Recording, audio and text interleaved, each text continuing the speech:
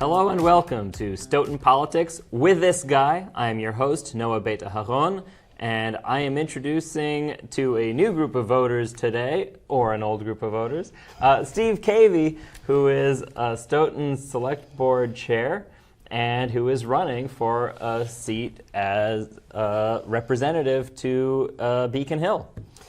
Noah, thank you very much for having me on. Yeah, so I'm running for a seat as a state representative for the 6th Norfolk district, which is Avon, Canton, and half of Stoughton. Thank you so much. My pleasure. And I'm very excited to have you back because you are my very first person that I am interviewing a second time. We've talked previously about your work as Select Board Chair, but you're looking to do more on the state level. So tell me, first off, what is it that made you want to run for this seat? So there's a number of things. First of all, I do have to say that, and give credit where it's due, we've had a state representative in Bill Galvin for 36 years. He's done a remarkable job representing our district. He's been very accessible to me. He's been very accessible to people.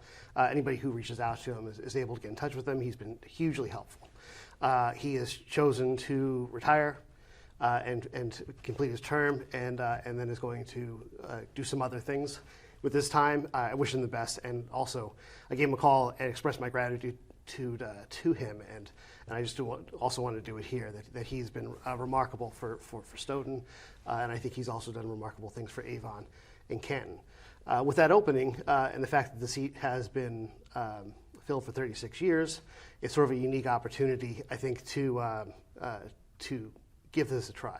There's a couple of reasons why I want to do it in particular, and I think I've got the training to do it, and it really comes down to the fact that when I started on the Stoughton Select Board, we had controversies, we had issues, we had financial problems, and I've been able to apply a lot of the training that I've had, education I've had, and business experience that I've had to dig us out of those holes.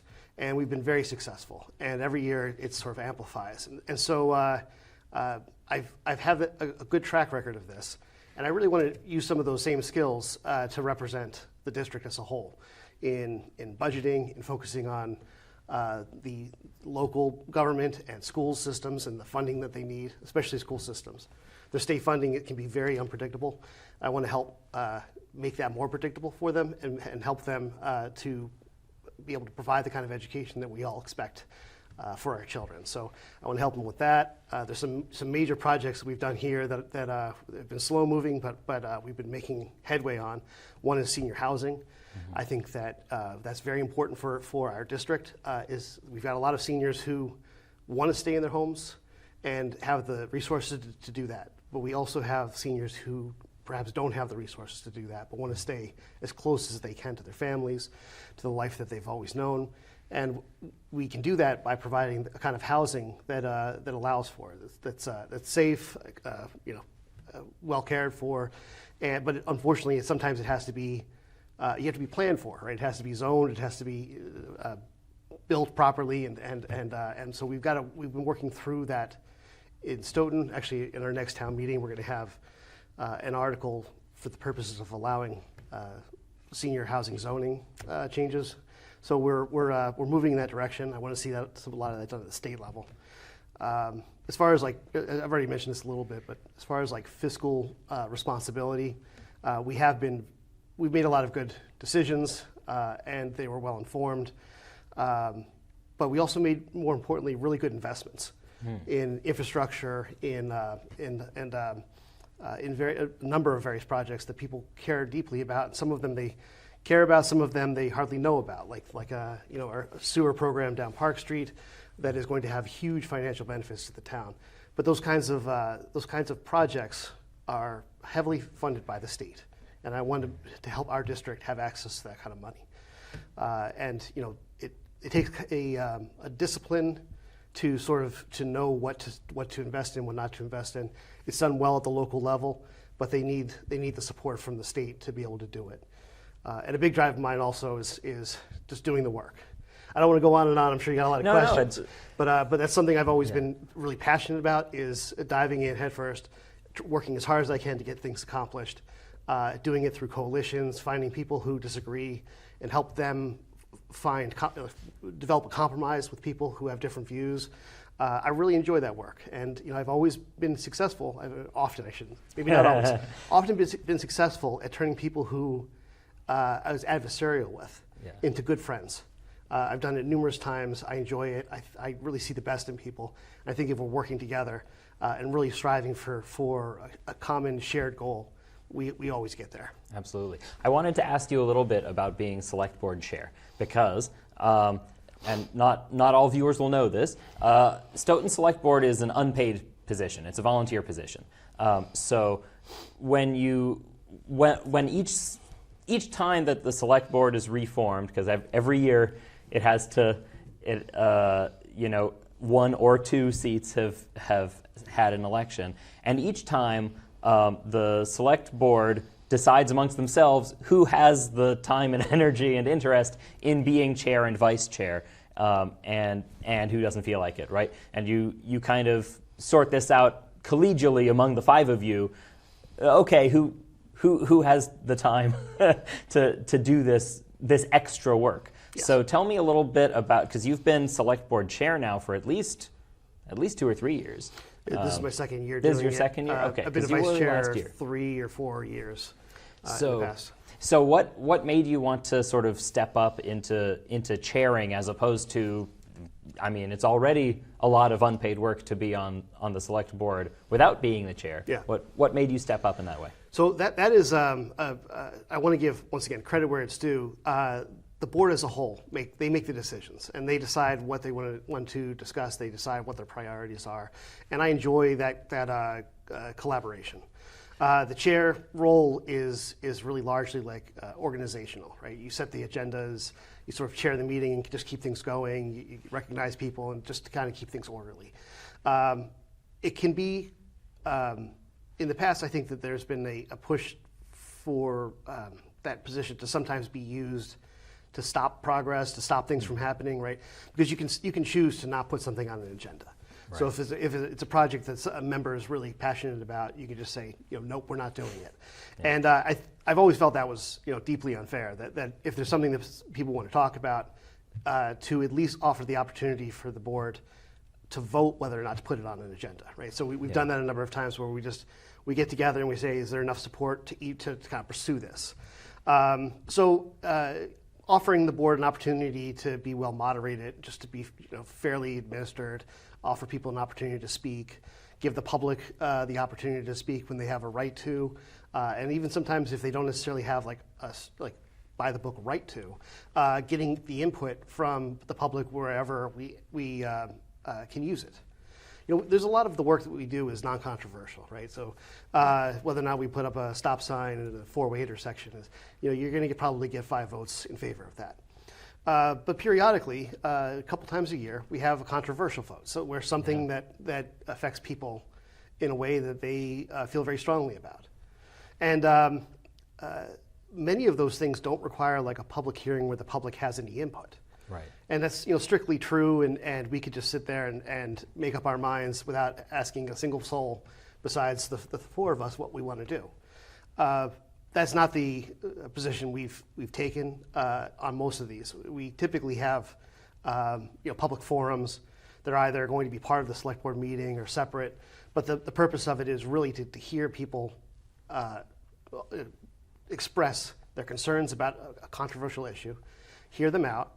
And some of these we've done 3 or 4 hearings in a row, trying to just find how do we get this so that we can come up with a plan that suits the most people. And I love those. Sometimes you feel like I don't think we're ever going to get there. I don't know how to sort of make everybody happy in this. But we always have. We've always been able to get to a place. Just it takes time, it takes energy, it takes a lot of listening. To get to a place where you say, okay, I think we have a plan here that suits most people, and I think that getting that buy-in from the public is critical. I mean, we're there to represent them, and so I've always told people I'm not here to tell you how to live your life or sort of dictate what this town's going to be. If nobody has any complaints, then I'll use my best judgment. But if people feel strongly about something, I want to know what that is, and I want to address that. And so, being the chair of the board has allowed me the opportunity to make sure that kind of stewardship happens. We've had a lot of great chairs in my run, so I'm not the only one doing it, but it's a great tradition to be able to pass along. And beyond that, it really is mostly just administrative, making sure the agendas get out on time, making sure people know about the meetings, the backup setup, being a point of contact for a lot of people who have questions or issues. All those things are very, very important, and I love doing them, and I feel like I've got a pretty good handle on how to do them. But the real nuts and bolts decision making is 5 people trying to do their best for the entire community. Absolutely. You mentioned earlier trying to make adversaries into friends, to bring people together even when you're on opposite sides of an issue. Yeah. And speaking of 3 or 4 hearings in a row, toward the end of last year, there was a big discussion about whether this station would continue to exist as it is. Yeah. And there was a lot of controversy back and forth. People were concerned that the select board might shut down the station. The select board and its supporters were concerned that the station was not meeting its obligations. And yet, here we are in February of the following year, and the station still exists. Things seem to be progressing. Yeah. And that has taken a lot of negotiations, because there was a lot of, we had at least 3, maybe 4 public hearings that did not become public comment. Yeah. And so tell me a little bit, and tell our viewers a little bit about that process. Absolutely. Yeah, so there's I want to make sure that I represent everybody's point of view here, and I have my own, but there are competing points of view, and so I'm not going to. We're kind of waiting for everything to come out. We're very close to an end. What I can say is that the people who work at SMAC have always done a remarkable job, and there's absolutely no debate about that whatsoever. So the idea of SMAC going away was never on anybody's radar, and the question is, how do we move forward and always ensure that takes place, right? That people maintain their jobs. I've in the 8 or 9 years I've been doing this, I've never been involved in anybody getting laid off ever. Not when we had $5 million shortfalls, not when we had COVID-19, never. And so, not going to start today. And one of my refrains, people in town hall hear me say this all the time, is I love seeing people get paid. Right? I love it. I love it. I love being able to help the employees who work very, very hard for this town, and the people of SMAC as well, they're a separate entity, but at the same time, they work very hard for the people of the town. They should never feel that their salaries are at stake, that there's some chance that they might not be able to make a bill. And so the fact that we even got to this place was regrettable. What I can say is, for certain, is that the board of SMAC has worked very, very hard with the board of the select board to find a compromise, to find a place where we feel like we can move forward with a lot of positivity. And there's all the members of the board of SMAC have been great. I do want to single out one person in particular, Peter Brown. Peter Brown has been a remarkable advocate for SMAC. He's been a great, we didn't really know each other before this. We've become very good friends. He's a wonderful human being. And if not for a lot of the work he had done, I don't know if we would get here, or at least it would have been very, very difficult to find that path. He made it possible. He deserves tremendous credit for his advocacy, for his goodwill, and for his honesty and his ability to work in a very, it was a tense place. He did great, and I owe him a lot personally for the work that he's done. So we're wrapping up. Everything's more or less, in my view, sort of decided upon. We're just kind of waiting for the attorneys to fill out all the paperwork and everything. But we've ended up in my view, a very good place, and it's a place where everyone can walk away feeling like, they're a winner here. That the town has won. The SMAC feels good. the select board is getting what we need, and we're all going to be very happy. And it's exactly that kind of environment that I actually enjoy working in. It really is about not giving up hope and believing that people want to do the right thing, and their ideas of what is good and what the best outcome is might be different. And so you just have to find a way to make everybody feel like they've, sincerely, like they've achieved what they were looking to achieve. And it's tough, but it's so rewarding. Yeah. Now, I want to move on to state-level issues. Yeah. Firstly, because it's on a similar tack, transparency. Yeah. Because during negotiations, a lot had to be negotiated behind closed doors, but you were also having public hearings at the same time. Sometimes those would be delayed, or you'd open the hearing only to close the hearing and say it's happening next time. But we live in a state that is, I believe, ranked 50th out of 50 in terms of its legislative transparency. Yeah. The Massachusetts State House is abysmal at making clear to the public what it is they're doing. We had a law passed a couple of years ago requiring our committees and subcommittees to announce which way they voted, right? Because you might have a bill come before the House of Representatives and it never makes it out of committee. But they didn't have to tell us, did 5 people vote against it? Did 10 people vote? Who voted for what, right? Yeah. And you would have just this, it becomes a legislative black hole. And a study last year found that even after we passed a law, or even after the state government passed a law saying, okay, now you must report the vote totals and that kind of thing, only half of the committees are actually doing it as of last year. So tell me about your, what is your plan to be transparent as a representative, and does that involve sometimes going against what the state level party is doing and saying, look, maybe we're not required to divulge this information, but this is information that ought to be public, and whether the speaker likes it or not, I'm going to tell people what's going on here. Sure, yeah. So I agree with you. Transparency is really critical. It can be, for having done, at least at a town level, done a lot of work, and sometimes very controversial work at what is our highest level, at least within the municipal government. I can say that it can be frustrating at times to be very transparent.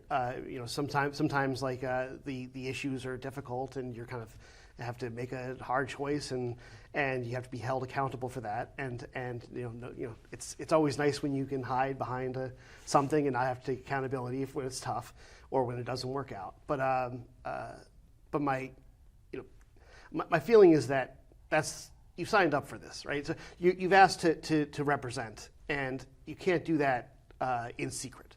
So you're going to have to tell people what you're doing, and they have every right to see it. Now, there's sometimes where they as mentioned before, maybe don't have a right. For example, when the select board makes a decision on something, that most of the time the public doesn't have a legal right to weigh in. Right. And that's true, but also, like, why would you not want to give them the opportunity to weigh in? Most of the time. Like, sometimes, it doesn't make sense, but if it's controversial, absolutely, we want to hear it. Because there's a difference between what's legally required of you as a government, yeah, and because under the laws that the government yourselves have passed, yeah, and what is required of you as an ethical human being, yeah, who wants the government to function, right? Exactly. And so, so I do believe going above and beyond in transparency is one of the reasons why I've been successful, why we're currently successful in Stoughton, is that we do it the best we can to explain our position, And getting that feedback where maybe people raise concerns you didn't even think about offers you an opportunity then to then say, like, you know what, actually we missed something here. Like, how do we account for this other issue that people are bringing up? And it could just be one person, but you're like, yeah, I didn't think about that. And so the transparency is it creates a feedback that if you are inviting of it, actually provides really helpful input to make things better. And the fears of transparency, where you're going to do something and people are going to try to destroy you personally, that's very much a fantasy. There are some people who try to weaponize information.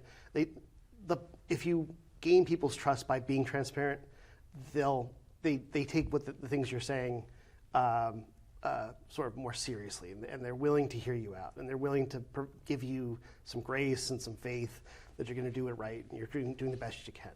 It's when you start to try to hide things that people are wondering, like, what's going on? Why are you hiding this? Why aren't you sharing it with us?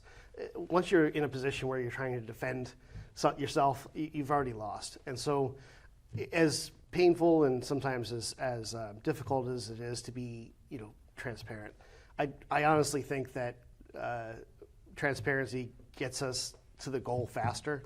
And if you can kind of get through that, and maybe you hear a couple of nasty comments, maybe somebody says something a little rude. If you don't take that personally, instead you try to figure out, okay, well, what is this person thinking about? I know they got angry, but let's put the anger aside and figure out what it is that's actually affecting them. Maybe we can find a solution here. Yeah. And as I said, every time we've done this, we've succeeded. And it really just has to do with listening, being transparent. Absolutely. I do want to add one more thing about transparency. Yes, please do. Don't want to hog the spotlight here too much, but one of the major issues with transparency right now in our state government relates to a call for an audit of our legislature. Absolutely. Okay. That was literally going to be my follow-up question, so I'm question glad that you brought it up. No. Go for it. Tell our viewers where you stand on the legislative audit and any background that you might want to give them on it. Because sure. Last year, I think it was last year, we as a state voted to change the law to give the state auditor the power and ability to conduct a audit of the state legislature. And the legislature has been dragging its heels ever since. There's a court issue going on, and I remember reaching out to our representatives. I'm in Ted Phillips' district, but I think we share the same state senator, and reaching out to them and saying, hey, don't fight this. Literally all it takes. I know there's concerns, is it constitutional according to the Massachusetts Constitution? Is it something that we're really required to do? But taking a step back from that, if you don't sue to prevent a law from going into effect, then it just goes into effect. So it remains a choice. You can say, well, I don't know if this is constitutional, but that's not the choice before you when you're in the state legislature and this law gets passed by the voters.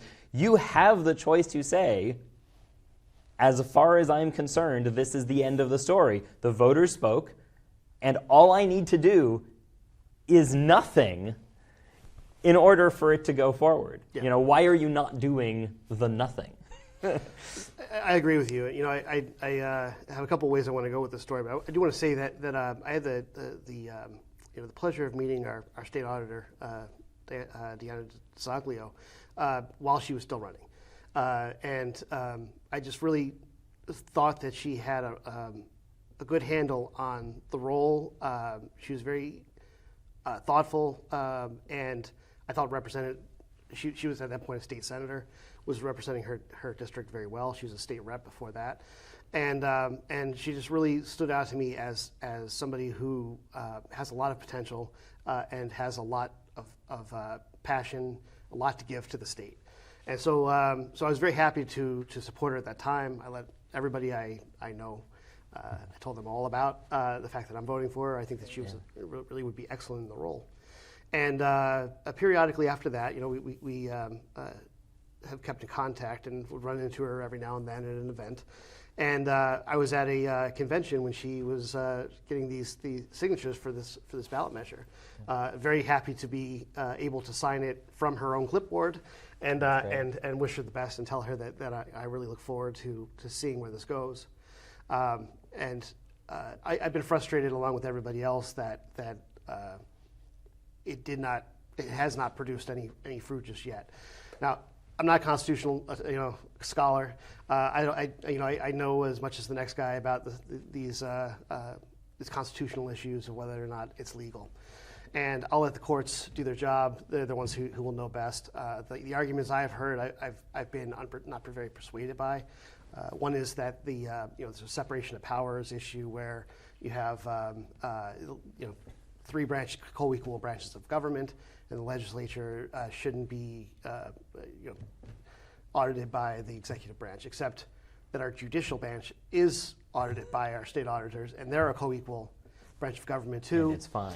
And that's not a problem. But as I said, I'm not a scholar here, but the arguments I've heard never really persuaded me. So I'll let the experts figure it out. I am frustrated with what seems to me a very simple request not being honored. And even if we say, if I had the magic wand where I could do whatever I thought was best, and if I was in a position to be a decision maker in this, what I would say is that it's possible that this is not legal, but let's ask what the spirit of this is and whether or not we can make that happen. Is there some way to negotiate an agreement where the public gets exactly what they're asking for in a way that is legal, and not just put up a wall and say, sorry, you're not allowed in.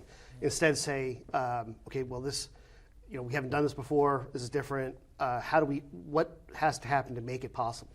I haven't seen that. I've seen just the stonewall, you're not welcome here attitude. And that I think is you're going to have a hard time persuading voters that you're doing everything by the book if you're not willing to open the books. Yeah, absolutely. And there's an issue that strikes me about the separation of powers, which is that obviously separation of powers has stood our state and our country well in the last our town the last 300 years, but in the last 250 years.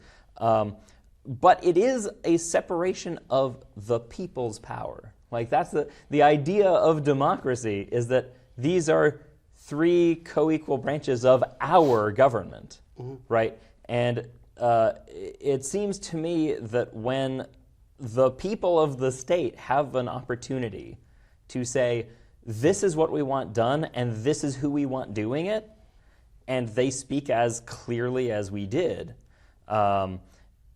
it stops being a question of, how are the branches supposed to be separate, and becomes a question of, okay, do you consider yourselves representatives of the people or not, right?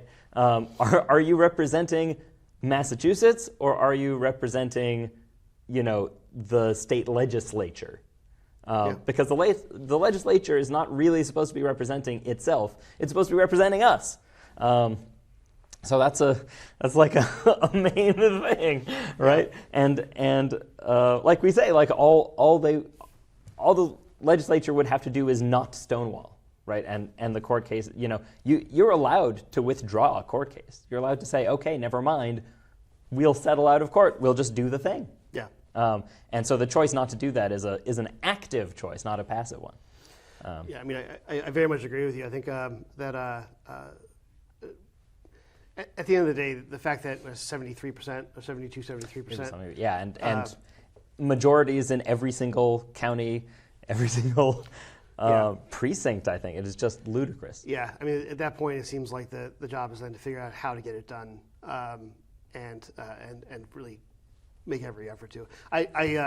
This is one of the main priorities of my campaign is exactly this. I think it's really critical. I am by training an accountant, and so I've worked in tax accounting for regulated investment companies, as well as sales and use tax for manufacturers. I've been involved in literally thousands of audits, and also as a member of the select board, the town gets audited annually as well. I've been involved in a lot of audits, and I don't think I've ever been involved in one where every single thing went totally 100% perfectly. So you're always learning something new that you can do better, and it's not like a failing grade. You don't get in trouble, right? Yeah. What you get instead is information that something you're missing something. There's a control that's not in place. Something you want to protect your books and make sure that everything's done correctly. So if you can get outside advice and they can see where the weaknesses are, that's a gift. You really should look at that as something that's extremely helpful to you, not something you're trying to hide all your mistakes, because it's important that everyone realize mistakes are going to be made by everybody, and so can we be wise enough to try to fix them, or are we going to be kind of silly and try to hide them? So I think this is one of those instances where the aims of the state auditor are noble. I think she's trying to find, provide an audit for the sake of bettering our state government, and that's the spirit that I see it in.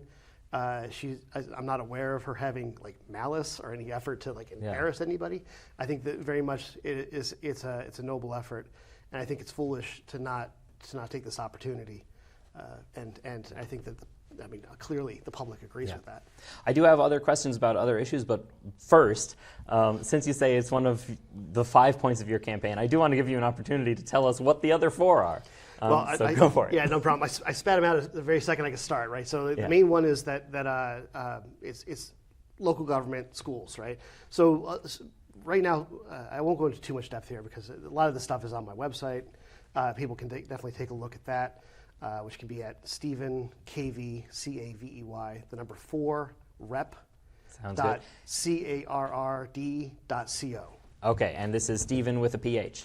Steve, so Steve. Steve. Okay, Steve, not Stephen. Okay, Steve Cavey, 4 rep. 4 rep.carrd.co. Okay. And I'll probably change that URL sometime soon, but for the time being, that's where it's at. And so you can read all about them. But a good amount of the local funding is given by the state, so it's local aid. But for the most part, that is not a substantial amount of what the municipal government uses. Yeah. We definitely use state aid, state money for big projects, roads, things like that, and they get involved in a lot of high-priced items and infrastructure. So the states can be very helpful, but as far as an annual budget, it's a smaller portion. But for schools, it is a tremendous portion of their budget, and the schools represent a large portion of the town budget. So the entire town is affected by state aid. If that by Chapter 70 money, which it goes to the school specifically, that if that shrinks, that money has to come usually from somewhere else, and the choices are very limited. It can come out of the municipal budget. You have to ask for the town to have an override where they're willing to pay more in taxes, or you've got to use free cash, which is possible but not very good financial policy. So you're kind of left with these which of the 3 bad choices am I going to exercise? Yeah. And those numbers don't come out until you get them at the end of January in the governor's budget. But by the time that it has to go through the legislature, you don't really get them until you're at town meeting. You just fingers crossed it comes in, and that anxiety I've seen every single year, and it's we've been lucky. The things usually work out. We get what we need, but I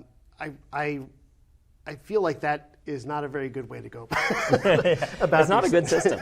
I've seen it. I've seen it in action. It's brutal to the people who are doing their best to provide education. for our children. And they're doing, right now our superintendent has done a remarkable job trying to advocate, get the support he needs from the state. I think our reps have been, they've heard the issues. They're looking to help where they can. I want to be a part of the solution here. I would really like to be able to find a way to help Chapter 70 be much more stable and fairly distributed. So that's one. I'll go through the other ones a little bit faster. Yeah, but go for it. But it was the fiscal responsibility, right? Okay. So we've been the reason why we've been successful in Stoughton financially is not good luck, right? We've made some really good decisions.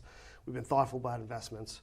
You think about you need things like roads and schools, but the reason you need them is not because you want to drive on roads or you want to go to schools. It's because of the things you get out of them. You get to go to drive to a play. You get to go to work. Your occupation. You get to exercise your occupation. You get to go to school to be able to read literature and enjoy the world in a way that's meaningful. So it's more of like the cultural thing that is the purpose at the end of the day. That's what we're aiming for, is to be able to exercise our culture. And then we need all this infrastructure to do it. And so making investments that get you there, that don't just sort of make the world gray and it's only one road in and out, and everything's boring, but it all works and it's cheap. Yeah. It's not about like being disciplined with your money and not spending anything. Yeah. It's about investing in the things that provide the opportunities to have a culture. And it's the reason why we actually live here. And so those are the things I really want to see happen. We've been great. We've been successful in Stoughton with that. I want to see it continue on, and I want to help from the state level advocate for those kinds of projects in our entire district, in Avon, Kenton, and Stoughton. So next is senior housing. Touch on that briefly. It really is critical that we offer opportunities for people to continue on in this district, live here, and feel comfortable that they're making good financial decisions with that.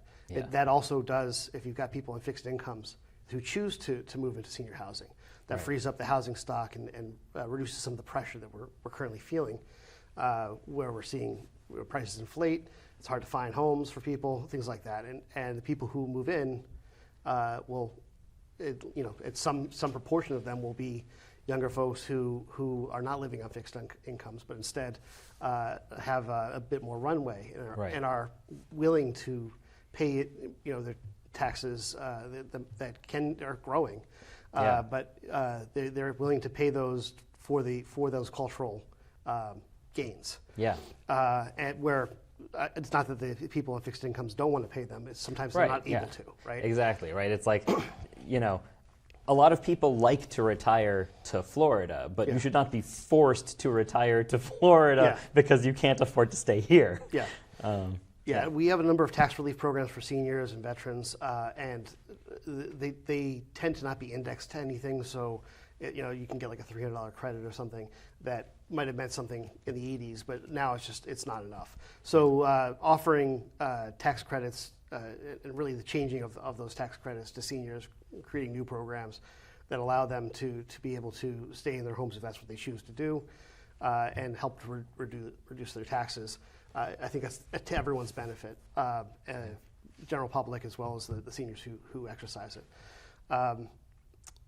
Transparency was another one. And the last one, honestly, is just I have a lot of energy and enthusiasm for doing this, and I like doing the work. I like diving in, helping people. It's so rewarding when someone comes with you a problem and you're able to sort of connect the resource up with the problem. And I love doing the work. I'm very energetic to do it. I do want to share. You might already know this, but the nomination papers that were made available last Tuesday at the Secretary of State's office, and within I got them shortly after. In less than a week, we got all the signatures we needed, qualified, certified signatures to be on the ballot. So they're not due until April 28th. Yeah. So we raced, we worked hard, we were aggressive about it. I couldn't do it without a number of volunteers who reached out to folks individually, friends, family, coworkers, They also knocked on doors. They went to events and collected these signatures. I couldn't do it without them. But the energy was very strong, and I think really passionate to get on the ballot and cross that off our list and spend the rest of our time knocking on doors, getting to know people, talk to people, get to understand their priorities, and find ways to make that happen.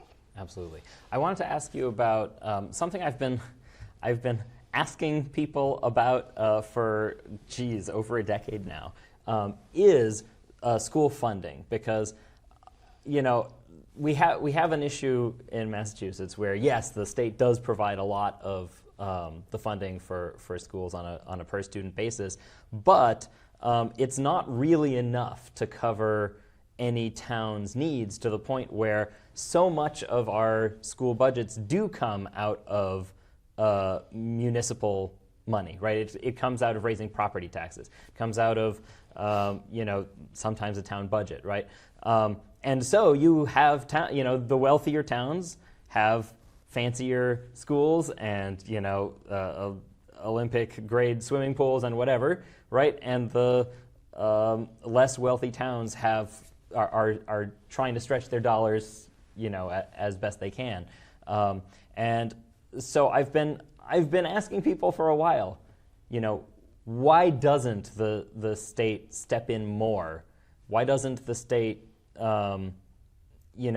increase the per student amount and encourage less of that to come out of property taxes? Not because property taxes are the most progressive, terrible way of taxing people, but because it really shouldn't be based on your zip code whether your school is falling apart or not, right? Yeah, I agree. And the state, they create what's called like a foundation budget. So there's sort of like there's a requirement that each school has to reach in their funding and their programming. And Chapter 70 money is sort of pegged to that. So that is, that I don't want to frame this in a way that is negative, but it is sort of like the bare minimum that a community is allowed to spend on their education. Yeah. And the state helps with that. And then anything beyond that, beyond foundation budget, is typically, to a large extent, paid for by the communities. And you're right. Areas where the property taxes are huge, or where there's many towns that have the property values are property values are big. Yeah. There are many towns that regularly vote positively for overrides. They say, we're willing to pay more in our taxes.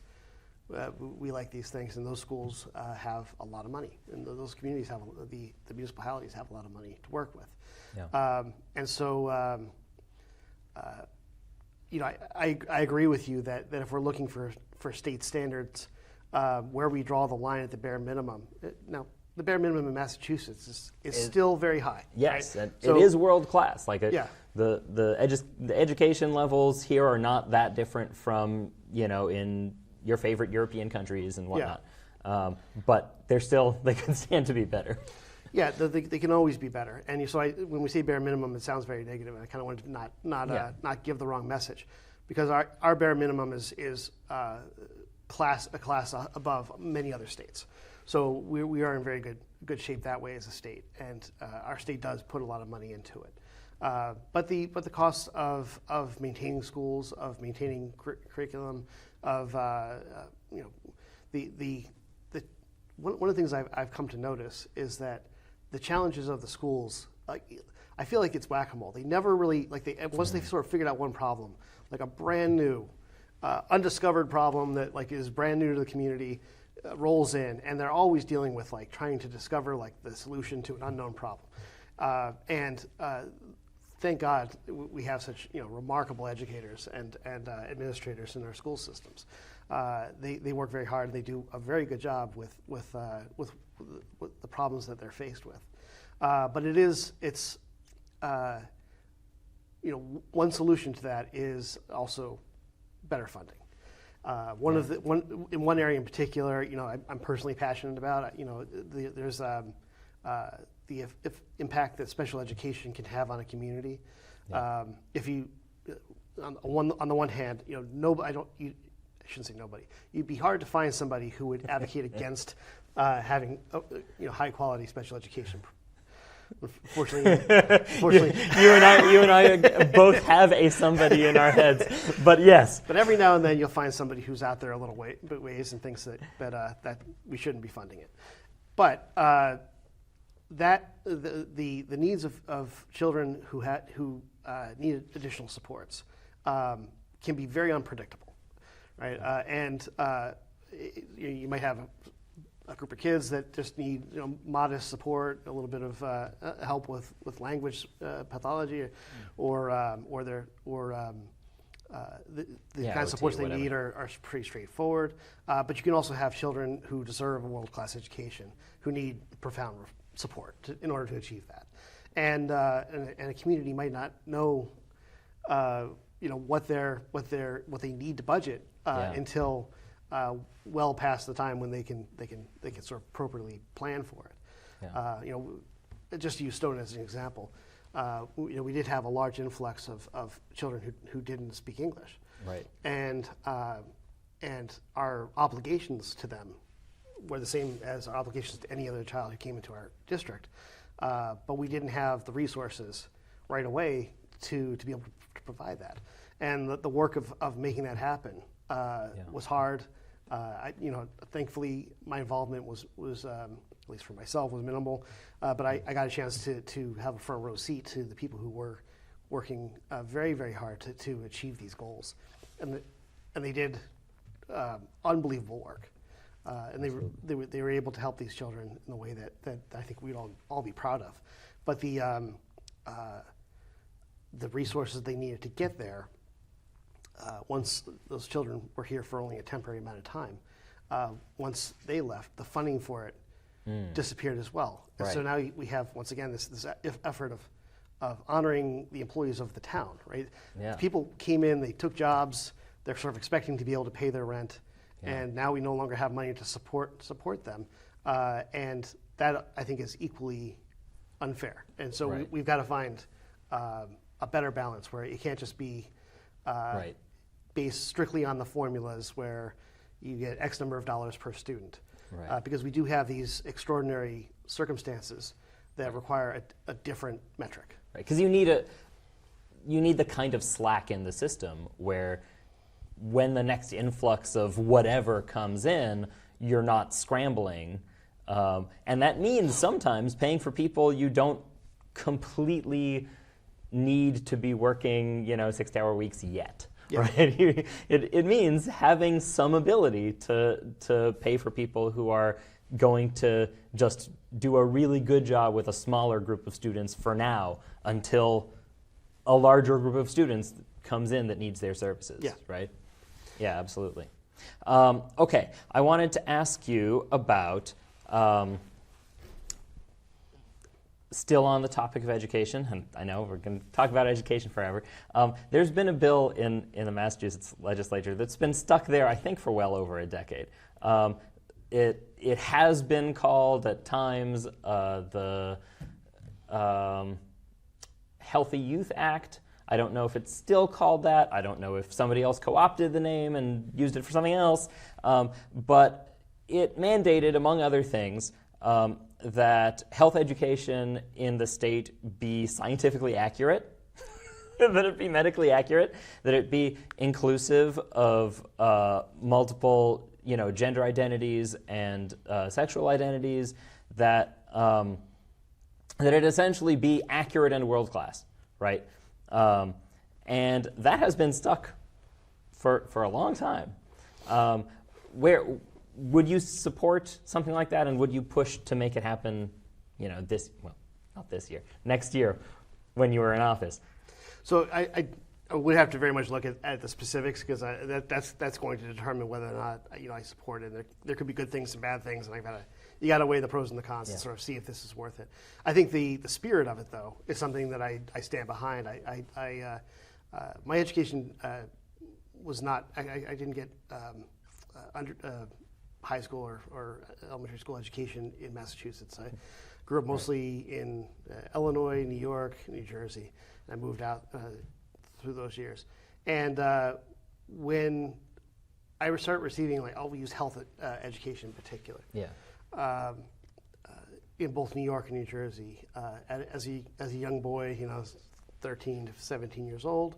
Sometimes I giggled during the classes, the things we learned. Yeah. But looking back on it, one thing I'm certain of is that the teachers that we had in those classes were sort of unafraid to be honest with the students about things that were, in fact, very important to know. And even looking back at it, I'm like, some of the people that I had as health teachers, you would almost think, like, that must have been weird. Yeah. It's very like Dr. Ruth sort of people. Yeah. But I can tell you that they were brutally honest. They'd answer any question you had. And, I can't speak to the effectiveness of the training, but the fact is that, like, that honesty, I now as an adult really respect. Yeah. That I've even from them, I've heard some horror stories of during those class times, where they taught in other schools and other communities, where some of the kids didn't even know like the proper words to use for their own anatomy, and so ignorance of our own physiology benefits nobody. These are things that we need to know, and it can be uncomfortable for social reasons. I respect that. It doesn't change the fact that it's absolutely essential that people not be ignorant of their own bodies. Yeah, absolutely. Okay, I want to change gears very much, and talk a little bit about immigration enforcement, which is a slow-rolling catastrophe in our country. Not always slow-rolling. It depends when the marauding armies move in. But we are the one state in the country that has a Democratic governor, a Democratic state legislature, and still has a ongoing active contract with ICE called a 287G, where our Department of Corrections is allowed to, and not just allowed to, but encouraged to hand people over to immigration enforcement whenever they feel like it, right? So if you are undocumented and you are put in prison for burglary, right? I'm not saying that we should go easy on burglars necessarily, but in general, for most people, you commit the crime, you get convicted of the crime, you serve your time, you pay back your debt to society, however it is that our society has decided to do that, and then you're done. You go back into the community and you get to live a better life if you worked on yourself, right? Yeah. And we instead have this system where you do your time and then we send you wherever we want to in some other country, right? And that does not strike me as right. And would you, be one of the voices telling the governor, end that contract? Would you be one of the people in the State House saying, we should not be treating people this way? So I would say that that's one of the things I would like to do. I'd like to understand the contract and what the powers of the federal government are, the state government, and the rights of the people involved. And that takes a little time because that sort of federalist wall that distinguishes the powers of the government compared to the rights of citizens there's sometimes a lot of ambiguity at that point. Yeah. Which powers does the government actually have, and is there a specific right that the citizens have that sort of neutralizes that power, right? And so that tension between those two, between really Articles 1 through 3 of the Constitution versus the Bill of Rights, that tension between those two was not an accident. There's meant to be a tension there. It's supposed to be. It's supposed to offer an opportunity for the courts to provide clarity on which powers and which rights exist. In the case of ICE, it's moved so fast that I think any observer would say there's no way that they thought through all of this. ahead of time, right? It's a very complicated issue, and government tends to move slowly on these things for exactly that reason. If they exercise a power that they don't have, or they impinge on rights that people have, and they move by moving too quickly, then that is a colossal mistake, and they will absolutely pay the political cost for having done that. It may not be today, it may not be tomorrow, but it will happen, and it will be severe. It will be a chapter in a history book that people will have to study. Where do you stand on protecting non-citizens, however we can? Because, for example, right, a lot of our Haitian community is here under temporary protective status, which the federal government has tried to end. I believe they were blocked in court, but that might be a temporary restraining order or something, so it may yet go through, right? Yeah. And you know, in this case, we have a whole community, and Massachusetts, I think, has the third largest Haitian American community that is here legally, but their legal status is threatened with being yanked away, right? They came here legally, they followed the rules, and now we're saying, nah, let's make you illegal so that we can deport you again. Where do you stand on creating potentially new protections at the state level for people who are not citizens, but still members of our community? Yeah. So, regardless of your status, if you are a human being within the corners of our borders, if you're within the borders of the United States, you have all of the rights that are related in the Bill of Rights. You have the right to due process, and no one can just proclaim you as having done something illegal. Like they have to prove it. Yeah. And they're going to have to prove it in a court, and that's where we really we find people who are sort of jumping the gun, and they're sort of reaching a conclusion before they've gone through any of the process. I don't want to live in a society where that's the way we operate. Even John Adams was willing to defend British soldiers in court because they had a right to this due process, and clearly, he didn't agree with their stance. Right. That was irrelevant. He thought that a culture that protects this is critical. These rights is critical to its future, and so for that, like anything that I can do to strengthen that understanding through the legislature, I would be proud to be a part of. But that is once again just a clarification of rights they already have. Yeah. And that if you're going to want to strip somebody of those rights, you're going to have to do it the hard way. You're going to have to go to a court. You're going to have to prove everything. They have an opportunity for discovery. They can get all of the same documents you have. They get a chance to argue this in front of a judge. They get representation, and good representation, appropriate representation. Yeah. And if they're proven to have committed some kind of crime, then there's a process for that. If they've been shown to be not guilty of it, then they get to go about their business with double jeopardy applying. They can't be bothered again for the same thing. I have one more question for you, and it's about kind of budgetary priorities, because a year or two ago we passed a millionaire's tax, and it was supposed to be for education, for a number of really vital state priorities.